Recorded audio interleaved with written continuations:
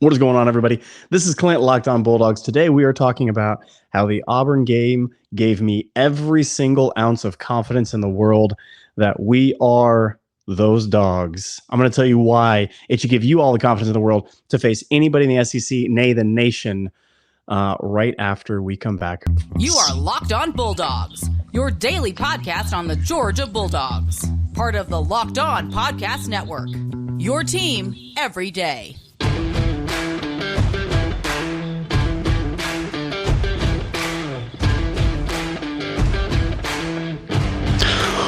What is going on? Like I said, I am Clint. This is Locked On Bulldogs. Here, part of the Locked On Podcast Network, your team every day, as well as Locked On Atlanta. Wherever you are listening, subscribe, hit that like, give us a comment, rating, and review. That'd be fantastic. Today, we're talking about three things. One, how demolishing the Auburn D should give you a lot of confidence. Yes, I said a lot of confidence. Two, how abjectly this offense is clicking, and I want to try to encourage you that the dismantling of the D was that, but our defense is abjectly incredible, and I want to show you why. And yes, we've had a couple of poor performances. I get that, I understand, but I'm here to tell you this defense showed out a little bit on this game. I'm going to tell you why it should excite you, and then lastly, I want to tell you why Todd Monken is now most dangerous man in America. The most dangerous man in America. Y'all screwed around, and you have no one to blame but yourself. I want to talk about all of that. But first, let's get to the offense, demolishing the defense. Now, this Auburn defense has held the following opponents' score. They beat Mizzou. Mizzou was left less than 20 points. They're at 14. LSU, 21 points. Penn State, the 41. That was a weird game. We all saw that coming a mile away. San Jose State, who, by the way, San Jose State's a good team. Like, go look. San Jose State's a good team. They're getting points. I forget they're playing this week. They're given points in that game. They are the favorites. Mercer, not a good game. Houston, to begin the season, Houston is a good ball club. Auburn let them have 17 last year. These are the games that have led up for Auburn. And here's why I want to tell you this. Here's why I want to showcase this to you, because this defense is not horrible. They're not an abomination. They're not awful. They got talent. They got skill. It's why kids were still committing to Auburn after the coach had this horrible exodus of defensive coordinators, of players themselves. Bo Nix gets ran out of the neighborhood, which, by the way, that's a bad look right about now. That is a bad look right now, because he is doing all sorts of things over at Oregon. But this defense has players. They are very experienced. And this offensive line absolutely shellacked them. This offensive line showed up. They came through. M-Dubs and I were talking about overreaction, but I want to let you know that this shows me something about the offense in a big way. This shows me something about this running backs tandem now in a big way. And you can add Robinson into that as a trifecta, but not so fast, not so quick, because Dejon Edwards and Kenny Mack are the two ride or die I'm going to go with at this point. But y'all have to understand that while Brian Harsons has a quarterback issue, has an offensive identity issue, has a coaching identity issue, this defense has been put in very bad positions, and they're not giving up that many points to good teams. That Penn State game got out of hand in a hurry, and yeah, the defense had their moments, but that offense is not doing them any favors, and they're only giving up. Mizzou, who we found out, good team, goes down to the swamp, puts on another performance like they did at home with us. Mizzou's a good team, and Drinkovitz, I'm sorry, dude. I see you. They have a coach that has quit on them or is going to be fired very soon, and they're still fighting out there. This should have given you all the confidence in the world. Now, we didn't have our best punches in the first quarter, but it didn't really mean anything to us. We didn't have our best punches, and yet we were still gaining traction. It didn't matter where we ran, over guard, in the A-gap, off tackle, sweeps, shovel passes, motion, screens, which is just an extended behind the line of scrimmage screens on the outside, not in the middle of the field, not that delayed stuff where the O-linemen set up and pass pro and go, but rather the quick hitter on the outside behind the line of scrimmage. Those are all extended run plays. And we performed against a defense that is not full of losers. Okay. Now we do this. If I was to come out and say, "Hey, this offense is doing great against Vanderbilt this week," look, okay, laugh at me. And we have made Auburn our little brother, and they don't have much leg to stand on any longer. I get that, but y'all, we manhandled a defense.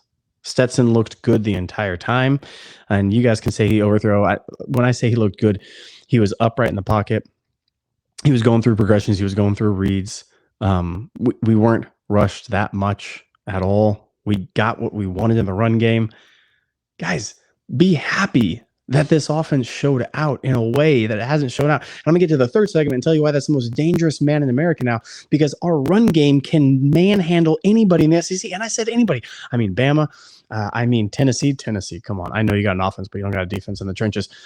We run this program through the trenches, and we will run the SEC through the trenches. And we showed out on Saturday how to do that. I'm going to come back talking about not only how the offensive line graded so well, but I'm going to talk about the defensive line grading so well and two linebackers that showed out. But first, I want to let you know about Upside. Upside is a fantastic app. Download it right now in the iOS store or wherever you have apps. Get it onto your phone. Download it right now, Google Play, iOS, and start saving money. Right now, you enter the promo code LOCKED, and you're going to get $5 off your first $10 purchase wherever you are buying groceries or buying gas, wherever it is, fishing gear. If you're an ice fisherman up here in the north and you need to get out there on that lake because you just can't wait for it to turn frozen, please don't do that. That's horrible. I know. People, like, they go out on lakes that are frozen and they fish. It's crazy. It's the stupidest thing in the world. But you could save on all that with the Upside app. It's not too good to be true. It is true. And right now, you get $5 added onto your account with your first $10 purchase using the Upside app. It's not too good to be true. All right, so I told you about the offense grading out so well. I told you how incredible this run game is. I told you why it should excite you that the Auburn defense that is not full of schmucks got pushed around by us and we imposed our will. But I want to talk about also why this Georgia D was dominant against a very, very bad Auburn offense. Now, I say very, very bad. Here's what I mean. They don't have a quarterback. Okay, and that's problematic.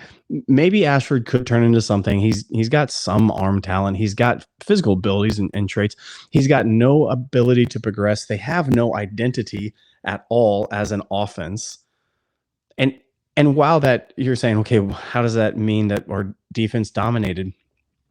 Because even if Ashford was a competent ability to read the field, okay, if he was a little bit more Billy Bryce Young, Hendon Hooker, something like that, Stetson Bennett,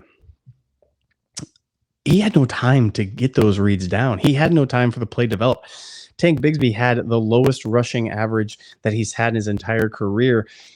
And Ashford had nowhere to run, nowhere to hide, nowhere to pass, no identity whatsoever. There wasn't time for the play to develop. There wasn't space for it to develop. There was no backyard football ability, which is what he can do. And I got on this podcast last week and said I was nervous that if we suffered against Ashford, we were going to suffer against AR-15 and Hendon Hooker. And look, y'all, look. If you get up in the face of these cats, Bryce Young, name, they don't turn into quarterbacks that can slice and dice you anymore. They don't take in the quick read, accurate, let me understand what's happening, let me go ahead and change the play. That's not who they are. You get in their face and you give them a little pressure, and all of a sudden it's wildly inaccurate. It's overthrows left and right. It's interceptions with Malachi Starks in the backfield of the defensive backfield roaming around. This defensive line got pressure every single moment of this game and every single area of this game. And I know we talked about them in overreaction, but the more I sit on it, the more I think about my overreaction, the happier I am with it, because we showed out. We didn't have Jalen Carter, and we still showed out. The entire interior defensive line was there. And again, this should go to prove to you that our coaching staff knows what to do, how to coach people. We know how to coach people because that was such a weakness. And instead, we got back in the film room, we got back in the practice facility, and we worked on it, and we came out better. Now, Ryan Davis, you, sir, you should have gotten game ball. We were down with injuries. Ryan Davis steps up, and I'm telling you this right now, Ryan Davis, you may have found yourself into that little rotation there. Trez Marshall, I don't know if what's going to happen there. I don't know who's going to get the snaps, but Ryan Davis showed out. He was fast. He was all over the field. That O was confusing me because I saw another flash of that 0 on the defensive side, and I know he wasn't 6'7", 280, but he was showing out, blazing speed everywhere, sideline to sideline. We just replicate these guys everywhere. Dumas Johnson is that guy. He's going to be the stalwart, but Ryan Davis should get a lot of credit for coming in there, playing up to the task all across. This defense was attacking. They were quick. They were fast.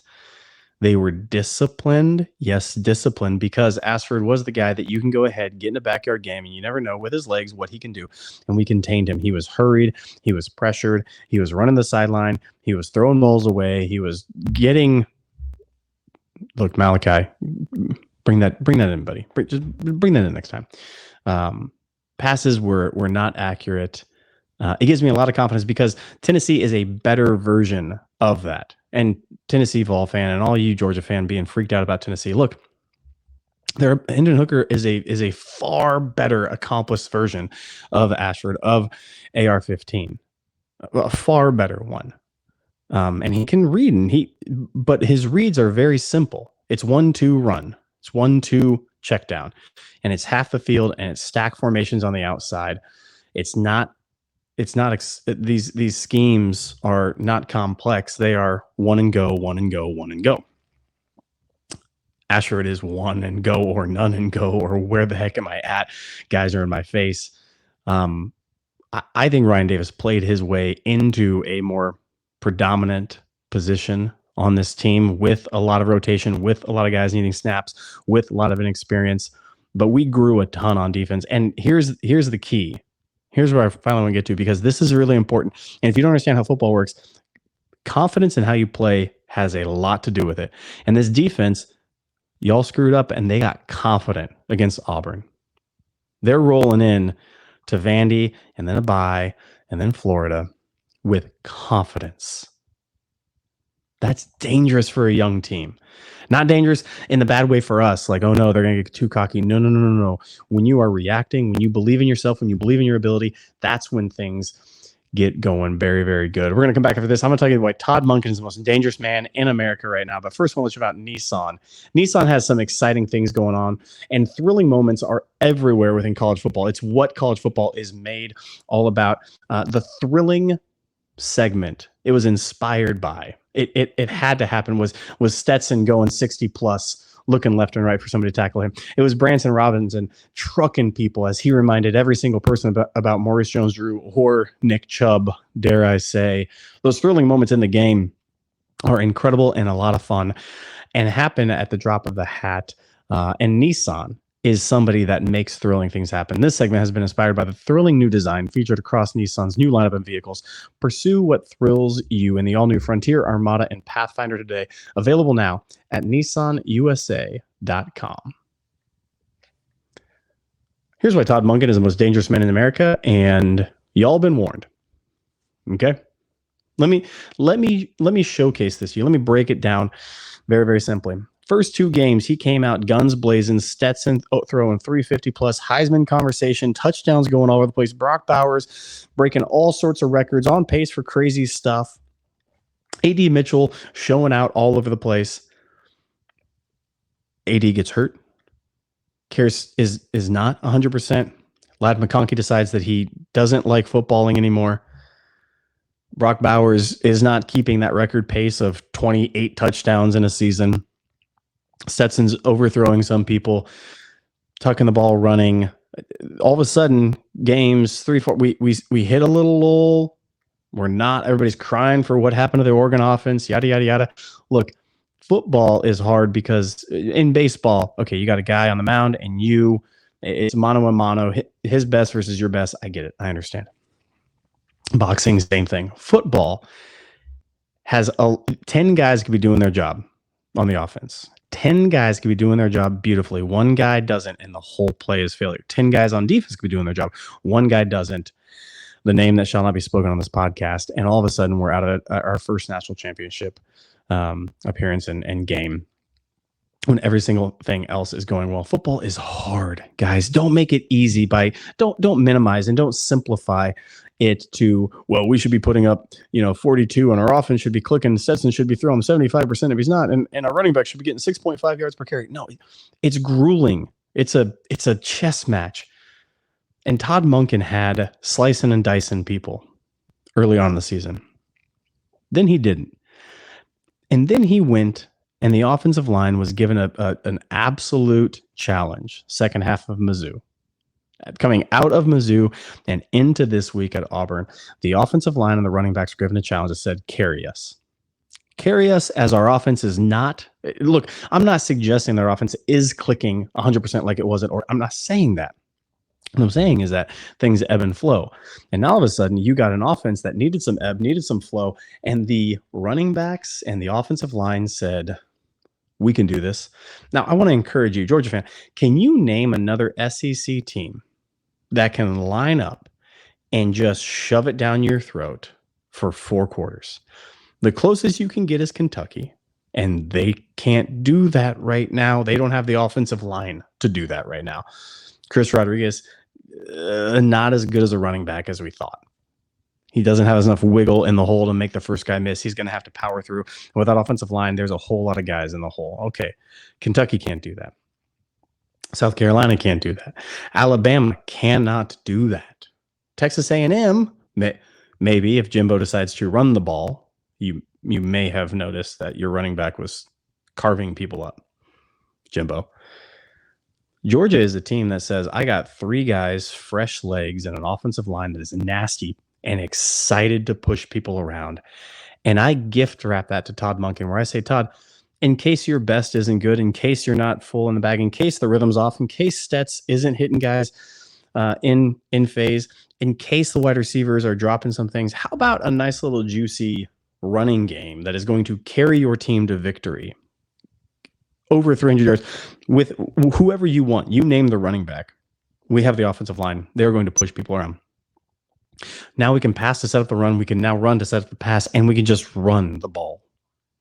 Do you see this? This is why Todd Monken all of a sudden goes back and his confidence meter shoots up. Now he starts thinking, okay, I get Vanderbilt to get right. I get a bye week, and then I get Florida, and then we go into the teeth with Kentucky and Tennessee in November. By the time we get there, Todd Monken will be in a full lather with a offensive line that has an identity, with running backs that are hungry, and with receivers that are back and healthy, and Stet having all of it at his disposal. Guys, watch out. Watch out for the next 2 games in 3 weeks to be a showcase of vintage Todd Monken, what we saw at the beginning of the season, because he has everything he wants now, and he's going to get back what we already had at the beginning of the season, and we went into a different phase, and we needed to rely on other people, and we did, and now we have that too. It's like, oh, hi, nice surprise. That should excite you as a Georgia fan, not disappoint you. This has been Locked On Bulldogs, part of the Locked On Podcast Network, your team every day. We will see you guys later. We'll see you tomorrow. We got more news, more insight coming to you. See you then.